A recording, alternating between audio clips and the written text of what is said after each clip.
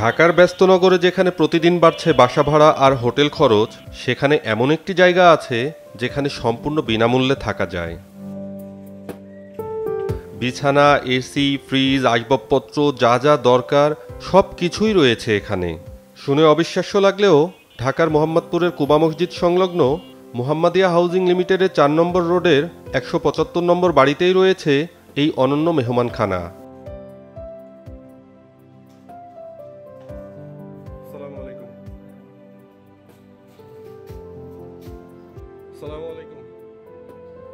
আমাদের এই মেহমানখানাটা শুরু হয়েছে চলতি বছর 2025 জানুয়ারি থেকে। আমাদের হাফেজি মেহমানখানা এই প্রজেক্টটা আমাদের হাফেজ রহমতুল্লাহ সেবা ফাউন্ডেশনের অন্যান্য প্রজেক্টগুলোর পাশাপাশি একটা প্রজেক্ট। এটা আমাদের ফাউন্ডেশনের শুরুটা চলতি বছরের অর্থাৎ 2025 জানুয়ারি থেকে শুরু হয়েছে আলহামদুলিল্লাহ।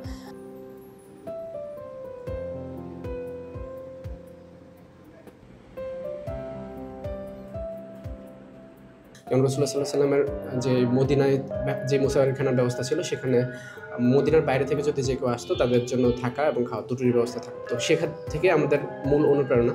এছাড়া পাশাপাশি আমরা ফাউন্ডেশনের সেবার কাজের থ্রুতে সারা দেশে যে সেবামূলক কাজগুলো করে থাকি, বিভিন্ন জায়গায় আমরা কাজের থ্রুতে বিভিন্ন জায়গায় থাকতে হয়। তো আমরা দেখেছি যে দেশের বিভিন্ন জায়গায় বিভিন্ন মাদ্রাসাগুলোতে বিভিন্ন মেহমানখানা রয়েছে। তো আমরা সেগুলো আমরা নিজেরা গিয়েছি সেবা করতে, তারপরেও সেগুলো সেবাটা ওই মেহমানখানা সেবাটা আমরা পেয়েছি।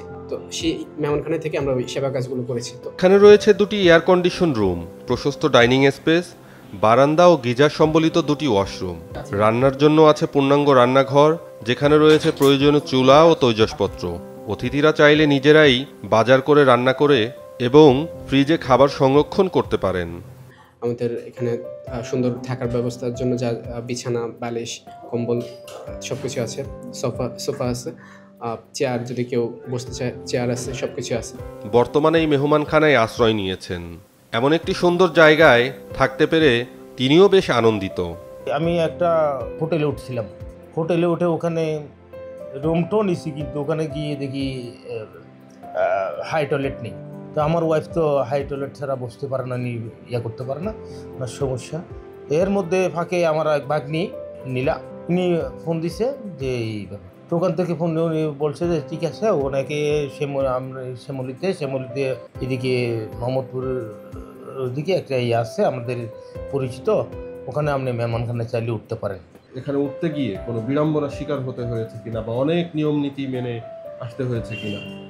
না, অনেক নিয়ম নীতি মানতে হয় নাই, তবে রেফারেন্সটা শিওর করতে হয়েছে। ভালো মেহমানখানার পরিবেশ খুব উন্নত। আর এখানে খাওয়া দাওয়া আমরা বাইরের থেকে এখানে এনে, এখানে সবগুলো প্লেট আসছে, সব কিছু আছে, কিন্তু আমরা বাইরের থেকে এনেই খাচ্ছি আর। ফাউন্ডেশনের আইটি বিভাগের সদস্য কাউসার উদ্দিন জানান, দূর দূরান্ত থেকে আসা মানুষদের অল্প সময়ে আরামদায়ক থাকার ব্যবস্থা করতেই তাদের এই উদ্যোগ। তিনি আরও জানান, ভবিষ্যতে মেহমানখানার পরিসর আরও বাড়ানোর পরিকল্পনাও রয়েছে। আমাদের আলহামদুলিল্লাহ বর্তমানে ঢাকা মোহাম্মদপুরে একটা মেহমানখানা বর্তমানে আমরা যেখানটায় আছি। এর বাইরে আমাদের নিয়ত আছে যে ইনশাল্লাহ ঢাকার যে প্রধান 3টা প্রবেশমুখ আছে, সেই 3টা প্রবেশমুখে কমপক্ষে একটা করে মেহমানখানা চালু করার ইনশাল্লাহ। যেমন গাবতলী আছে, যাত্রাবাড়ি, এছাড়া সদরঘাট, এই জায়গাগুলোতে আমাদের মেহমানখানা করার নিয়ত আছে ইনশাল্লাহ। তবে এখানে থাকতে হলে কিছু নিয়ম মানা বাধ্যতামূলক। অতিথিকে জাতীয় পরিচয়পত্র দেখাতে হয়, পাশাপাশি দিতে হয় এমন কারো রেফারেন্স যাকে ফাউন্ডেশন কর্তৃপক্ষ চেনে। প্রথমে সর্বোচ্চ 3 দিন থাকা যায়, প্রয়োজন হলে কর্তৃপক্ষের অনুমতিতে সেই সময়সীমাও বাড়ানো হয়। যারা যোগাযোগ করতে চাইবে, আমাদের পেজে আমাদের নাম্বার দেওয়া আছে, আমাদের হাফেজ রহমতুল্লাহ সেবা ফাউন্ডেশনের পেজে আমাদের যোগাযোগের নাম্বার দেওয়া আছে, সেখানে যোগাযোগ করে সে আমাদের সাথে যোগাযোগ করতে পারবে। এছাড়া আমাদের পেজে যদি কেউ নক করে, সেখানে আবেদনের লিঙ্কটা দেওয়া থাকবে, সে আবেদন করতে পারবে, এটা আর কি। তো আবেদন যদি অ্যাপ্রুভ হয়, সেক্ষেত্রে আমরা তাদের সাথে সরাসরি যোগাযোগ করবো।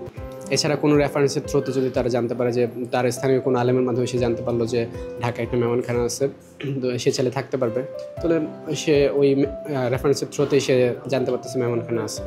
এই দুটোর মাধ্যমে সে জানতে পারতেছে। মেইনলি হচ্ছে যে সে আমাদের সাথে যোগাযোগ যে কোনো পদ্ধতিতে যোগাযোগ করলেই হলো। যোগাযোগ করার পরে বাকি প্রক্রিয়া আমরা করবো ইনশাআল্লাহ। মানব সেবার এমন উদ্যোগ হয়তো বদলে দিতে পারে ঢাকায় স্বল্প খরচে থাকার ধারণা, যেখানে অর্থ নয়, জায়গা পাওয়া যায় আন্তরিকতায়। তন্ময় উদ্দৌলা, বৈশাখী সংবাদ।